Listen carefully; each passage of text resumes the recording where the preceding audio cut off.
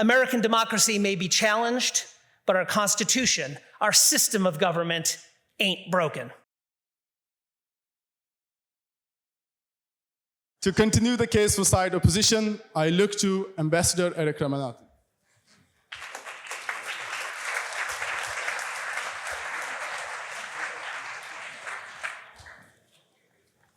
Get some water. Thank you. All right. Union officers and members, fellow speakers, friends, I'm honored to be here with you tonight in this esteemed institution of learning, surrounded by engaged thinkers and no doubt future leaders of the world. This forum is revered not only because it is dedicated to preserving freedom of expression, but because it has so often sowed the seeds of action on some of the most important political and philosophical issues of the day.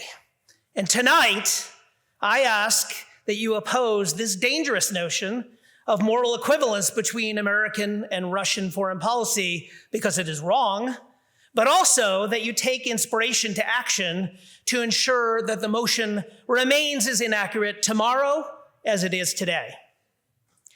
U.S. Secretary of Defense Caspar Weinberger, under the Reagan administration, made global headlines as the underdog and the decisive winner of the debate here exactly 41 years ago.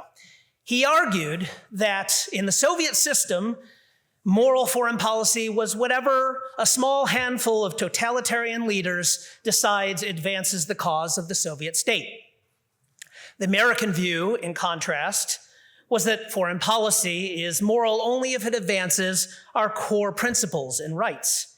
Chiefly, that all of the power of government springs from the consent of the governed, and that we zealously protect freedom of speech, freedom of press, freedom of association in our country, so that this consent remains informed consent, so that each policy has a chance to be challenged or vindicated by public discussion and debate.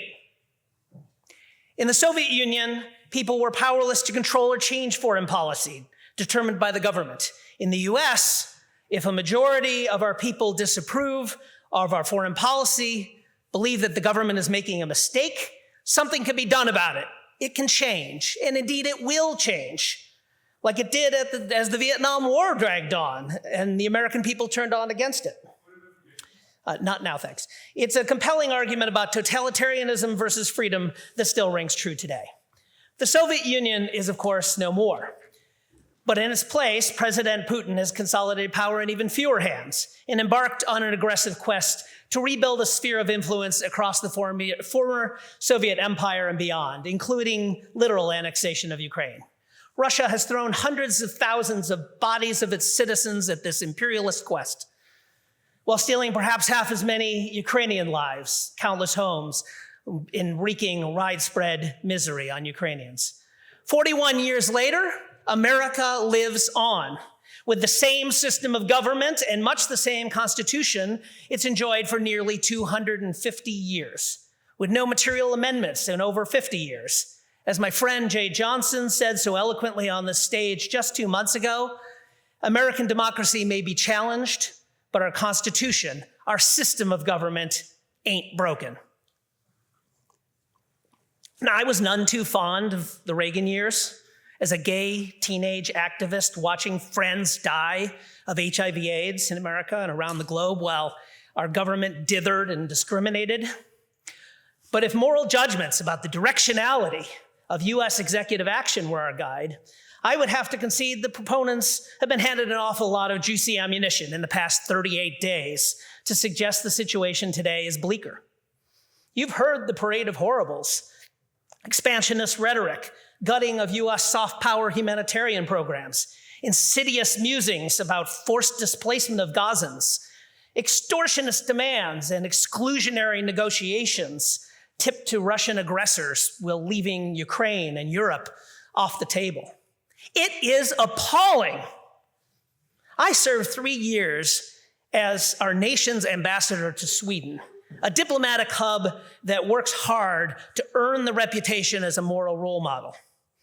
When Russia attacked Ukraine, we got to work building transatlantic partnerships with nearly unprecedented solidarity about how to respond to Russia's aggression and how to make hard and often expensive choices on how we could deter it together. We didn't care if Sweden or our other partners had divergent policy interests in other areas or rejected nuclear arms deployment on their soil as part of military deterrence. Unlike Russia, we didn't want vassals, we wanted allies. I led a diverse team guiding Sweden into the NATO alliance, supporting a politically and culturally difficult change, a tectonic shift to abandon 210 years of effective neutrality. That's longer than Switzerland has been neutral.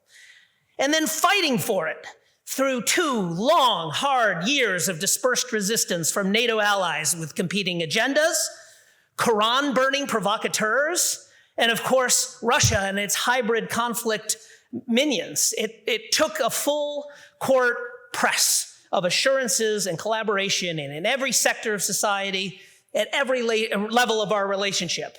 Almost everything I accomplished as ambassador was either related to Ukraine assistance and the NATO accession process, or it was made possible because that monumental feat drew the direct engagement of over half our president's cabinet, over 1/8 of our military flag officers, more than 1/4 of the United States Congress.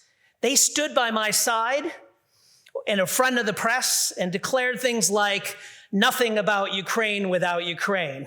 And we stand with Ukraine for as long as it takes. I have to believe their voices will rise again. The details of the new administration's month-old foreign policy remain sparse, and assessment of the real-world impacts are premature. But we know the appeasement of Russia is real, and we know that the firings of so many of our own seasoned government servants who might speak truth to power are real.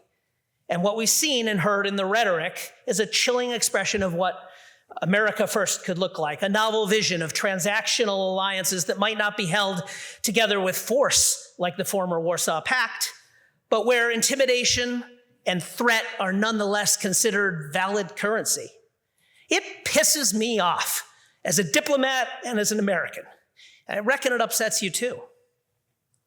But we need to take a big step back from the precipice of submission to permanent moral defeat. The new administration seems to operate on the same drone theory that has proven so effective in Ukraine. Launch a flood of offensive disruption in the hopes that a few ideas might sneak past the institutional defenses. And despite our system's upfront checks on executive power, some of these outrageous policies floated in the headlines may indeed move forward. But the logic behind Weinberger's arguments still holds true. The moral difference between Soviet and American foreign policy, Weinberger implicitly argued, and I'm affirmatively emphasizing today as between US and Russia, does not derive from the objective judgment that can be made about specific actions, about tactics and even full-fledged strategies deployed by our respective nations at any one point in time, be they perceived or even adjudicated as legal or illegal, right or wrong. They derive from the morality of the system itself, the idea that the American people can rise up and speak out in protest of the impacts that they see and feel, can argue in the public square, leverage our robust civil society, our philanthropies, even our private sector companies to amplify their views, to sound the alarm, to pressure our government representatives. We can cause our government to reverse course or take a new direction. Not now, thanks. The toolbox for doing so has evolved and been challenged and tested by time and technology, but they remain in essence the same as they were 41 years ago. Free and fair elections, standing quite strong after several years of attempted assault and derision. Free press in the media, still vibrant and diverse despite legal attacks. And now, of course, social media, at once both the ultimate bullhorn of empowerment of free speech and association of the masses, but also a hazardous tool for amplifying disinformation to distract and confuse the truth.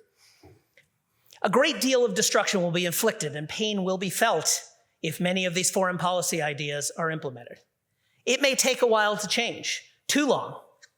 Months or years marked by human suffering, loss of American clout, economic shockwaves, rising insecurity, or even war. But there is, as Adam Smith once wryly observed, a great deal of ruin in a nation. And America is strong and resilient enough to absorb a great deal of pain and still bounce back. Resistance is growing stronger by the day, and we're only on day 38.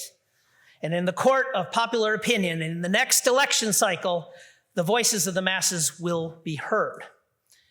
Americans will reject the consequences of these ideas in time. We'll throw off the yoke of policies that undermine our own national security, that aim to punish our speech and our freedom, that repeatedly leverage threats and intimidation against our friends, alienating partners that we need to mount a collective response to inherently globalized threats like climate change, pandemics, and mass migration. We'll strengthen our alliances once again to align with core values of personal freedom and collective freedom.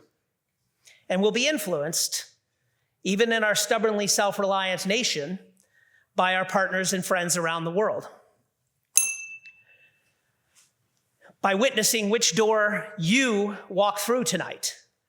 The door that succumbs to despair, to resignation that America's foreign policy seems to have taken such a turn towards ruthless instrumentalism, or the one that signals resistance to wrongful actions, calling out the things that are wrong, investing in the moral system of democracy and the primacy of debate in rooms like this to correct course. Unlike in Russia, you won't be arrested or worse for advancing either view, but only the no door empowers you and me, and indeed every speaker here tonight, to fight on for what is right. And that is why you should vote no on the proposition. Thank you. I can take a question if that one still comes back. I was just going to ask, do you think democratic tyranny is more justifiable than bargaining? I think, defining democratic tyranny is amorphous, but I think that any wrongful act needs to be called out. I care about what is right and wrong. You should care about what's right and wrong. That's not my argument today. The point is that the moral difference between the US and Russian systems is that we can change things. When something wrong happens, we can call it out, we can rise up against it, and we can change what happens going forward.